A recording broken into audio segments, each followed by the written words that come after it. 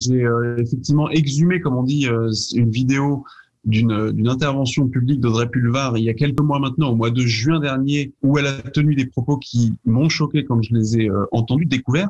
Pour moi, c'était une attaque très grave en diffamation et puis surtout une atteinte, porter atteinte comme ça très frontalement à une institution de la République qui est la police républicaine. Et en fait, quand on met ce discours-là en lumière avec ces déclarations récentes la semaine dernière lors de la manifestation de soutien aux policiers devant l'Assemblée nationale, on comprend mieux maintenant la détestation de la police nationale qu'anime en fait Audrey Pulvar. En tout cas, ça révèle la nature profonde d'Audrey Pulvar, qui a été désignée comme la chef de file des socialistes dans la région capitale. Et moi, je pense que le Parti socialiste devrait faire un peu son aggiornamiento en la matière et prendre des décisions quant à sa chef de file. On ne peut pas avoir une gauche comme ça qui tourne systématiquement le dos à la fois aux principes républicains, à l'universalisme et à nos institutions, comme c'est le cas de la police républicaine. Tout bon républicain ne peut pas rester sans réaction face à ce genre de propos. Malheureusement, ces propos sont prescrits puisqu'ils ont été tenus en juin dernier.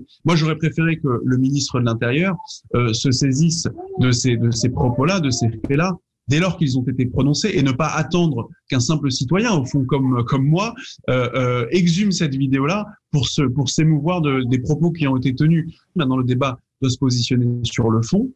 Qu'est-ce qu'on fait pour soutenir nos policiers? Manifestement, aucune des listes de gauche en Île-de-France nous semble-t-il, a envie de soutenir les policiers. Il semblerait que du côté de La République En Marche, le ministre de l'Intérieur soit un peu à la remorque de nos propositions et des vidéos que je peux pour le coup moi-même relayer sur les réseaux sociaux. Donc ça en dit long sur soit son amateurisme puisque les faits sont prescrits, soit son manque de discernement par rapport à ce qui se passe. Donc maintenant, il faut avoir un vrai débat sur la sécurité dans notre pays et surtout un vrai débat sur comment est-ce que la société fait bloc derrière ces fonctionnaires de police qui, je vous le rappelle quand même, en l'espace de 3 semaines, ont perdu 2 des leurs.